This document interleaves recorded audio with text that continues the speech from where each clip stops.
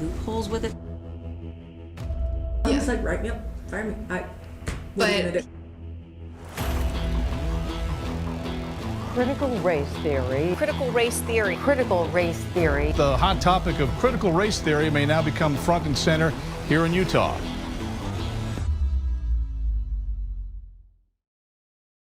I'm Adam Guillette with Accuracy in Media, and today's installment of our investigation into public education takes us to the incredibly red, incredibly conservative state of Utah, where once again we found public school administrators who are more than happy to deceive parents in order to push the principles associated with critical race theory. People are like, how'd you pass ethnic studies in your state?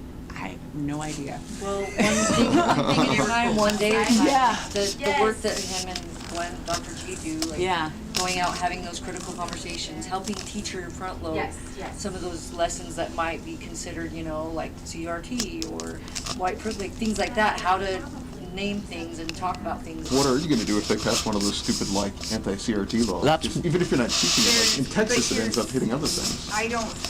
They're not going to pursue it like they would in Texas. Really? I really don't think so. Okay. Well, they've kind of gone around it because it just shows, like, the board did, state board did a definition of what is equity and what is contained in schools, and they have like a whole policy on professional development around equity. And so professional development, and so there's like loopholes with it that it just goes back to the LEA for equity and for things. And so whenever our team goes out, we don't do an opt-out prior to. They just go out, meet the kids, work with them. We operate like a math department.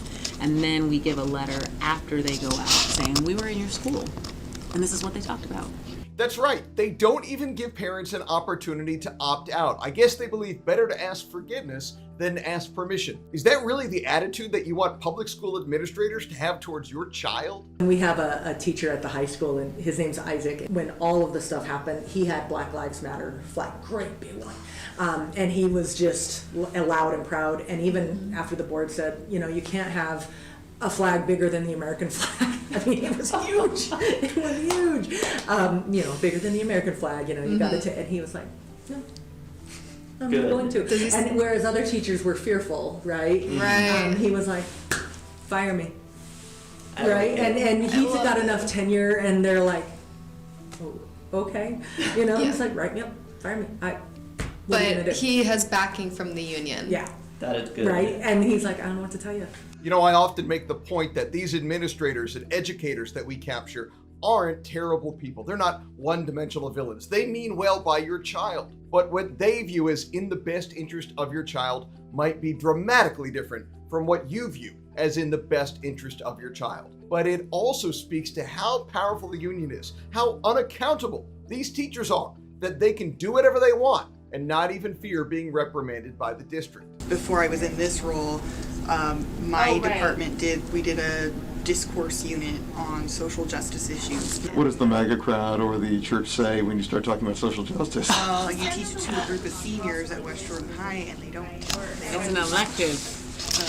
Well, it was a required class. It was English 12. Oh, yeah. Would you say in the later years, like high school or even middle school, do they get any social justice? Yeah. Yeah. In junior high, yes. There are things as a high school teacher that frustrated me, like you can't ask for pronouns. That they made that law. I still did, and a lot of the high school teachers I know, especially in the English department, because we were like, this is bull crap. Like, we still did. The president of the American Federation of Teachers, Randy Weingarten, once said she would start caring about children once children started paying union dues. These incredibly powerful teachers' unions are the biggest donors in American politics. They donate more money than George Soros and Charles Koch. And now these far left radical organizations are being brought in to push social justice into your schools. The American Federation of Teachers and several other groups, they have this curriculum that they bring in, and we have trainers. So we've had train the trainers, so now we have trainers internally in our district that train on social justice and NEA programs about that. Culture diversity specialists go out and they talk to students about what is diversity, what is microaggressions, especially at the middle school level, and That's and awesome. have those conversations. So even with the national pushback of the craziness, our board was supportive and our superintendent continually supportive. We hear a lot about social and emotional learning, SEL, which is often, but not always, a Trojan horse to push the principles of critical race theory. And when parents speak out against it and demand a different curriculum for their child, they often get deceived. We have an SEL curriculum in every school, and that is a state expectation. That comes from the legislature, you guys. Even with that woke curriculum, so I came up with an alternate curriculum for that child. It is still an SEL curriculum. Right? I was like, so how about your child do this and this and this during that time? That sounds fantastic. Usually, well, of course it's not, but it's for this, it meets the same objectives. Publicly, administrators tell parents that if they don't like the resources and books their children are being forced to read, that they can speak up about it. But privately, they sing a very different tune. We do have a procedure where anybody could challenge a book, and we would follow that procedure and that state policy. Hopefully it's a difficult process, though. It's really, really horribly hard. I love to hear that. And it's horribly hard for everybody. So I'm having a hard time envisioning a lot of people following through with this. We've always had a policy in the 20 years that I've been in the district about appealing curriculum, including appealing books, and it has to follow a pretty strict process of anybody who requests the book to be banned has to have read the entire book, and their child has to have read the entire book, and then they have to meet with a committee that includes parents and teachers and administrators and district people. And So they make it pretty difficult. It is. And teachers' unions aren't the only far-left organizations that are brought into public education in Utah. They're also bringing in Planned Parenthood. We have a very close partnership with Planned Parenthood, and they come speak in our district all the time.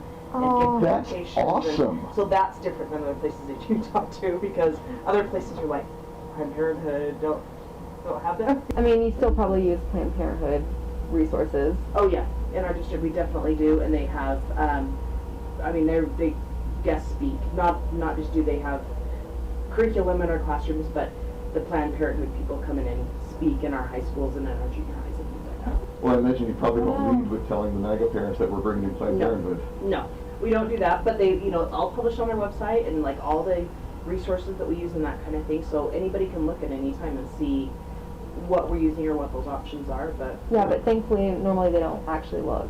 No. Yeah. Yeah. Well, credit to that district for not entirely hiding the fact that they're working with Planned Parenthood, but how vigilant should parents have to be in order to make sure that their children are being educated rather than indoctrinated? But maybe you want that for your child. And it's for that reason that the best solution to this problem is school choice. We should fund students, not systems. Parents should be the ones to determine what types of organizations come in and talk to their children every year. Again, I'm Adam Guillette with Accuracy in Media. Stay tuned for the next part of this investigation where we travel to yet another red state and expose public school administrators who are deceiving parents. And if you want to see more videos like this, click on the link below to support our work right now. And if you want to take action, we've got a link where you can send one message that will go directly to all of your legislators, letting them know that you want school choice.